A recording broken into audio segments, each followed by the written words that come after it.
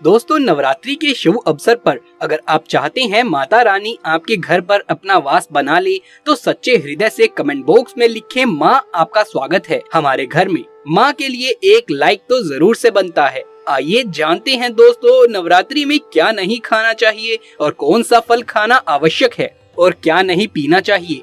आज हम विस्तार से आपको बताएंगे।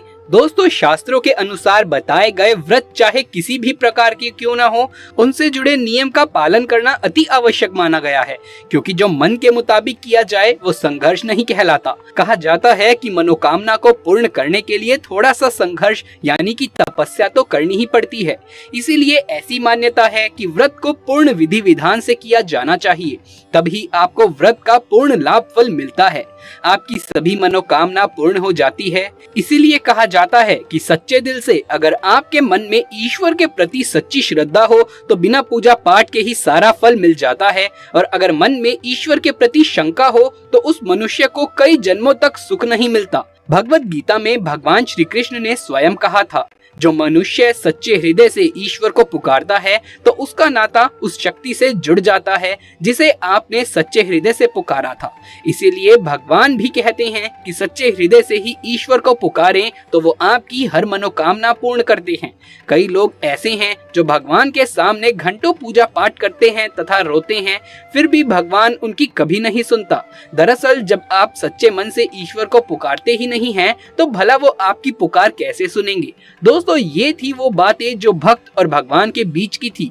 अब हम जानते हैं नवरात्रों के दौरान क्या नहीं खाना चाहिए और क्या नहीं पीना चाहिए, और कौन सा फल खाने से व्रत संपूर्ण और सफल हो जाता है। दोस्तों, हमारे चैनल को सब्सक्राइब जरूर करें और पास वाले बेल आइकन को दबाना ना भूलें। तो आइए शुरू करते हैं।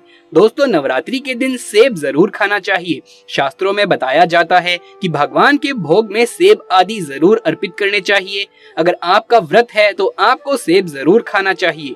केला, पपीता, तरबूज और मीठे अंगूर जरूर खाने चाहिए। इन फलों से व्रतधारी को शक्ति मिलती है और व्रत संपूर्ण हो जाता है। शास्त्रों में बताया जाता है कि नवरात्रों के दिन में सीताफल जरूर से खा लेना चाहिए। सीताफल खाने से 10 ऐसी बीमारियां हैं जो खत्म हो जाती हैं। माना जाता है कि नवरात्रों के दिनों में सीताफल का घर में प्रवेश होना बड़ा ही शुभ माना गया है। सीताफल खाने से नवरात्रि का व्रत सफल हो जाता है, क्योंकि इसमें माता सीता का आशीर्वाद मिला हुआ होता है। नवरात्रि के दौरान इसे जो भी खाता है उसे दुखों का सामना नहीं करना पड़ता। सीताफल आपको जरूर खा लेना चाहिए। दोस्तों, नवरात्रों में व्रतधारी को डब्बा बंद लस्सी, डिब्बा बंद जूस नहीं पीना चाहिए। उसमें कई केमिकल मिले होते हैं जिसके कारण आपका व्रत टूट सकता है। जब भी आप फलों का जूस पिएं तो याद रखें उसमें नमक ना डालें, नहीं तो व्रत टूट जाएगा।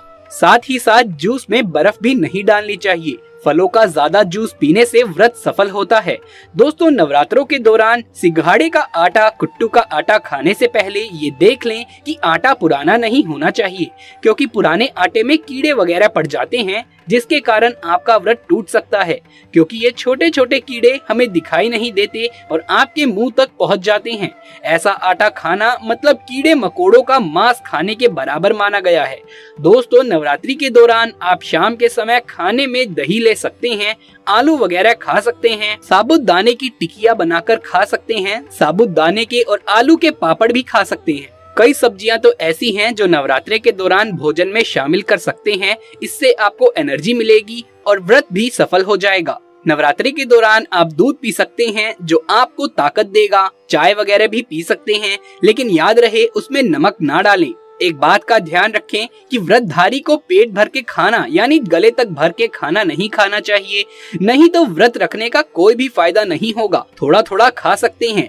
दोस्तों, नवरात्रि के 9 दिन आदि शक्ति माँ दुर्गा को समर्पित होते हैं। नवरात्रि के 9 दिन माता रानी के 9 अलग अलग स्वरूपों का पूजन किया जाता है। नवरात्रि के 9 दिनों में माता रानी को अलग अलग स्वरूप के हिसाब से अलग अलग पुष्प, अलग अलग भोग अर्पित किए जाते हैं। लेकिन क्या आप जानते हैं, कुछ ऐसी वस्तुएं हैं जिन्हें नवरात्रि के दौरान भूलकर भी माता रानी को अर्पित नहीं करना चाहिए। अगर इन वस्तुओं को आप गलती से भी माता रानी को अर्पित कर देते हैं तो आपको व्रत और पूजन का पूर्ण लाभ नहीं होगा।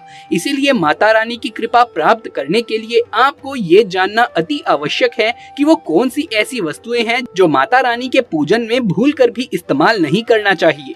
तो आइए जानते हैं। दोस्तों, नंबर 1, नवरात्रि के दौरान शादीशुदा महिलाओं को सफेद कपड़े पहनकर पूजा पाठ नहीं करना चाहिए।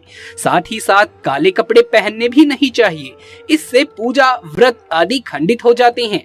माता की चौकी जब आप लगाएं तो उसके नीचे कागज नहीं लगाना चाहिए। माता की चौकी हमेशा लाल कपड़ा बिछाकर ही बनानी चाहिए। हमेशा याद रहे, नवरात्रों के इन 9 दिनों तक व्रतधारी को अपना आसन माँ की चौकी के आगे ही लगाना चाहिए और वहीं पर आपको सोना चाहिए।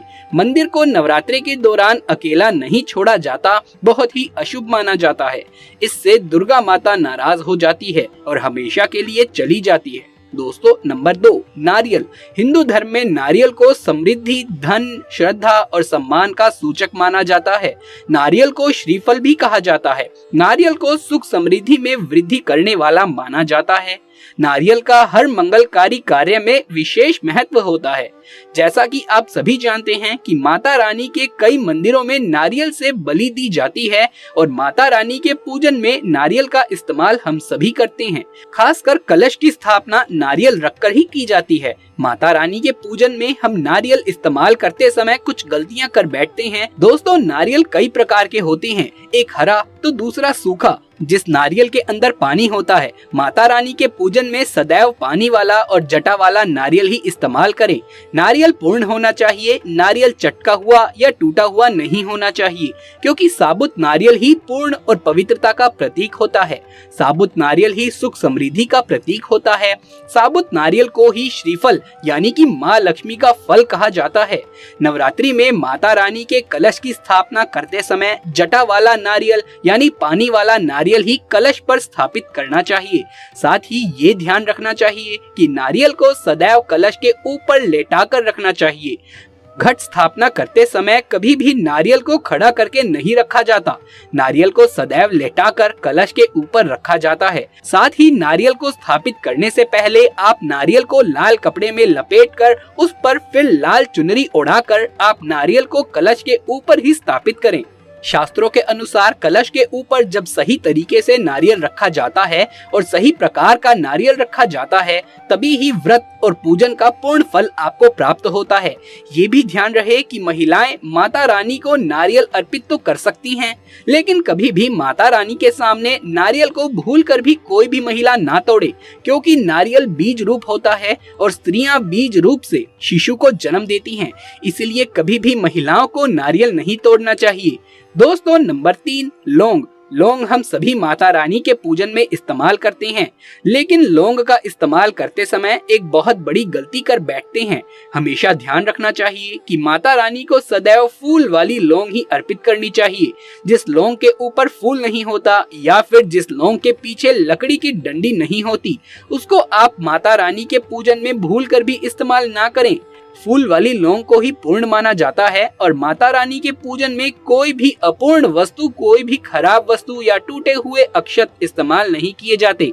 इसीलिए सदा माता रानी के पूजन में फूल वाली लौंग का ही इस्तेमाल करें। दोस्तों, नंबर 4, तुलसी के पत्ते अर्पित नहीं करने चाहिए। माता दुर्गा के पूजन में तुलसी पत्र का इस्तेमाल करना वर्जित माना गया है। तुलसी पत्र के अलावा आंवला भी माता रानी को अर्पित नहीं करना चाहिए और दुर्वा भी माता रानी को अर्पित नहीं करना चाहिए। दुर्वा भगवान श्री गणेश को अति प्रिय है। नवरात्रि में आप भगवान श्री गणेश को दुर्वा अर्पित कर सकते हैं। भगवान विष्णु जी को तुलसी के पत्ते अर्पित कर सकते हैं, लेकिन माता रानी को भूलकर भी तुलसी के पत्ते या दुर्वा अर्पित ना करें। माता रानी को सफेद फूल भी अर्पित ना करें। माता रानी को सदैव लाल रंग के फूल अर्पित करने चाहिए। लाल रंग के फूल माता रानी को अति प्रिय हैं। खासकर माता को गुड़हल और कमल के फूल अति प्रिय हैं। शास्त्रों में बताया जाता है कि घर में माता रानी की 2 या 3 मूर्तियां या फोटो नहीं होनी चाहिए। इस बात का भी आप विशेष ध्यान रखें कि माता रानी के पूजन में कोई भी खंडित चीज इस्तेमाल ना करें। खंडित चीज जैसे कि चटका हुआ या फिर टूटा हुआ दीपक या फिर चटका हुआ कोई भी बर्तन। साथ ही ये भी ध्यान रहे कि लोहे के और प्लास्टिक के बर्तन आप माता रानी के पूजन में इस्तेमाल ना करें, क्योंकि प्लास्टिक के चाइनीज बर्तन हड्डियों के पाउडर से मिलकर बनते हैं ऐसा ना करें। ऐसे बर्तनों को माता रानी के पूजन से सदैव दूर रखें। माता रानी को जो कुछ भी अर्पित कर रहे हैं उसे सूंघे नहीं। सूखे हुए फूल या फिर गिरे हुए फूल या फिर मुरझाए हुए फूल माता को अर्पित ना करें। दोस्तों कमेंट बॉक्स में सच्ची श्रद्धा से जरूर लिखें जय माता दी। माता रानी सदैव आपके ऊपर अपनी कृपा बनाए रखे। दोस्तों यदि ये वीडियो पसंद आया हो तो इसे एक लाइक करके अपने दोस्तों और रिश्तेदारों में ज्यादा से ज्यादा शेयर कर दें। आगे भी ऐसे ही वीडियोस देखते रहने के लिए चैनल को सब्सक्राइब कर लें। जल्द मुलाकात होगी अगली वीडियो में, तब तक के लिए आप सभी का धन्यवाद।